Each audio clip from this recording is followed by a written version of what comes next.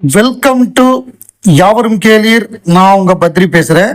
இயக்குனர் இமயம் பாரதி ராஜா அவர்களுடைய மகன் மனோஜ் அவருக்கு நேற்று ஒரு 7:45 8 மணி இருக்கும். அப்ப ஒரு ஃபிளாஷ் நியூஸ், பிரேக்கிங் நியூஸ் பார்த்தா மனோஜ் பாரதி ராஜா காலமானார் அப்படின்னு வருது. இயக்குனர் பாரதி ராஜாவின் மகன் மனோஜ் காலமானார்னு உடனே பயங்கர ஷாக்கு.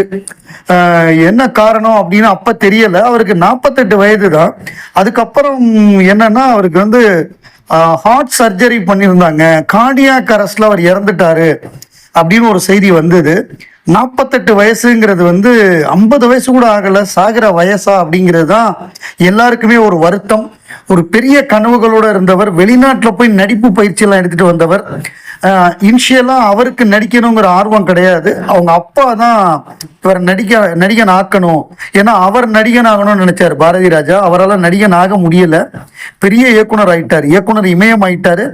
அவர் யாரை நினைச்சாலும் அவங்கள நடிகராக்குனாரு. ஒரு வளையல் கடையில வேலை பார்த்த பாண்டியனை மண் வாசனையில கதாநாயகனாக்கி ஜெயிக்க வச்சாரு. எத்தனையோ புதுமுக நடிகர்களை அறிமுகப்படுத்தி வெள்ளி விழா படமாக்கி காமிச்சாரு.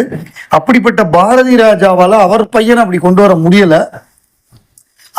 இது வாரிசுகள் நம்ம ஈஸியா வந்துருவாங்கன்னு நம்ம சொல்றோம்.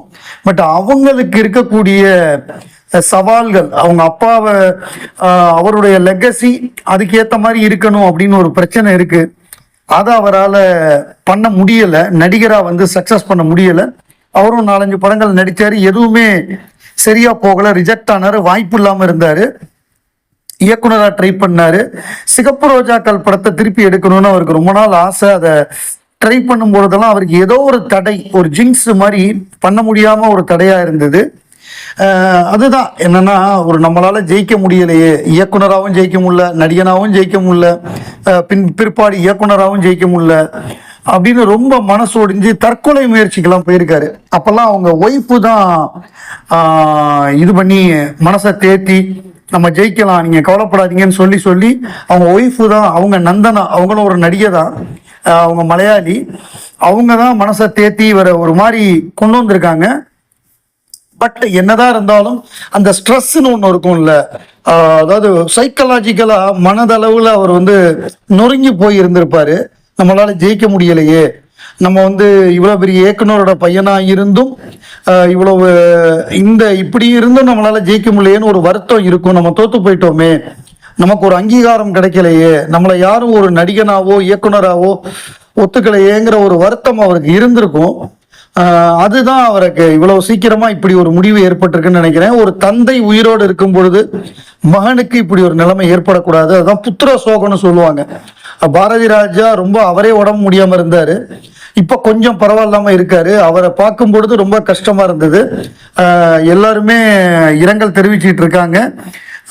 கமல்ஹாசன் அவர்கள் ஒரு இரங்கல் செய்தி கொடுத்திருக்காரு.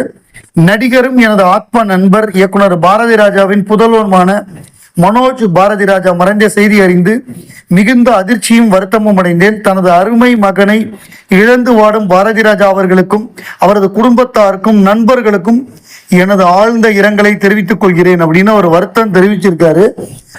கமல்ஹாசன் அவர்கள் ஊர்ல இல்லைன்னு நினைக்கிறேன். அவர் ஊர்ல இருந்திருந்தாருன்னா இமீடியட்டா வந்திருப்பாரு. ஒருவேளை இன்னைக்கு வராரா, இல்லை அவர் எப்ப திரும்பி வராரோ அப்போ பாரதி ராஜாவை மீட் பண்ணுவார்னு நினைக்கிறேன். ஒருவேளை ஊர்ல இல்லைன்னா அவர் திரும்பவும் ஹாலிவுட்டுக்கு போயிருக்காரு அப்படிங்கிற மாதிரி ஒரு நண்பர் ஒருத்தர் சொன்னார். திருப்பி அமெரிக்காவுக்கு போயிருக்காருன்னு. அது எவ்வளவு தூரம் அந்த தகவல் உண்மையான தகவல்னு தெரியல, அது கன்ஃபார்ம் ஆகணும் நமக்கு. பட் இப்பொழுது சொல்லப்படுற தகவல் என்னன்னா, முக்கியமான ஒரு விஷயமாக மீண்டும் ஹாலிவுட்டுக்கு போயிருக்காரு கமல் சாரு அப்படின்னு தான் சொல்றாங்க. பார்ப்போம் அது அந்த தகவல் உண்மையா அல்லது இல்ல ஏதாவது பத்திரிகையில ரூமரா என்னங்கிறத நம்ம கன்ஃபார்ம் பண்ணுவோம். சமீபத்துல மக்கள் நீதி மையத்துடைய செயற்குழு கூட்டம் நடந்தது.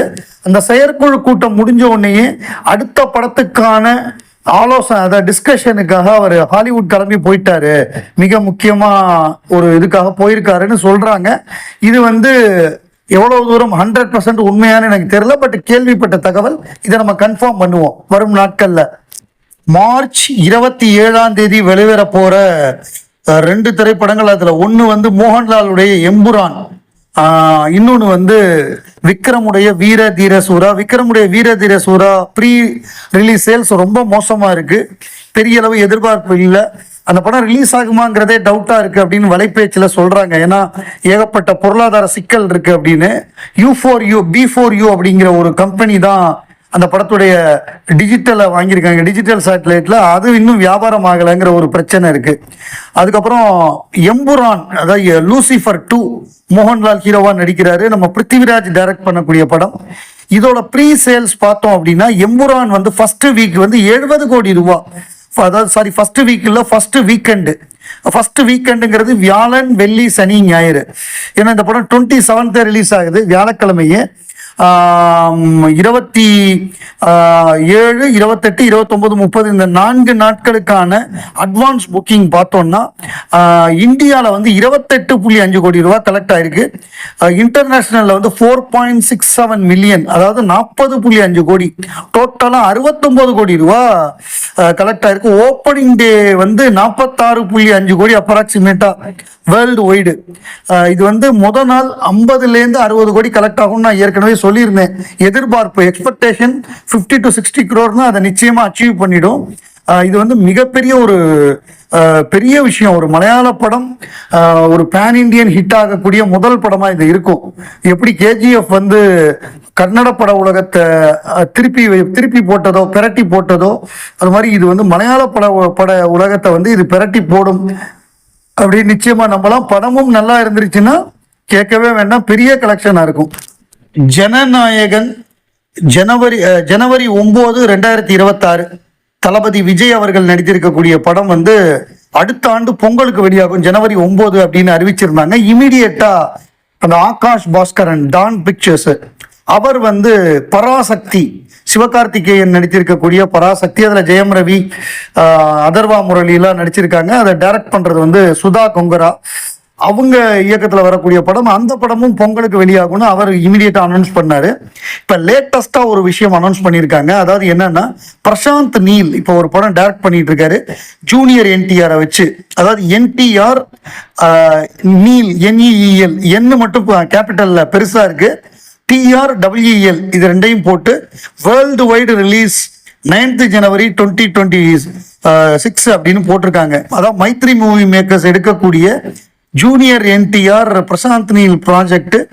இந்த படம் 2026 ஜனவரி 9 ரிலீஸ் ஆகும் அப்படின்னு போட்டாங்க. ஸோ ஆந்திரா, தெலுங்கானா, ஹிந்தி ரீஜனு, ஏன்னா வார் வந்ததுக்கு அப்புறம் ஏற்கனவே RRR அவருக்கு ஹிந்தி மார்க்கெட் நல்லா இருக்கு.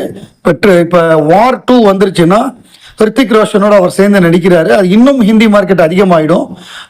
ஸோ அந்த படம் ஒரு மிகப்பெரிய த்ரெட்டா இருக்கும். சங்கராந்தி ரிலீஸுங்கிறது ஆந்திரா, தெலுங்கானால மிக முக்கியமான ஒரு ரிலீஸ் டேட்டு. அவங்க ஃபுல்லா தேட்டர் ஃபுல்லா அவங்க பிடிச்சிருவாங்க. விஜய் படத்துக்கோ சிவகார்த்திகேயன் படத்துக்கோ அங்கே தேட்டர் கிடைக்காது பெருமளவு. ஸோ அது வந்து ஒரு சிக்கலை ஏற்படுத்தும்.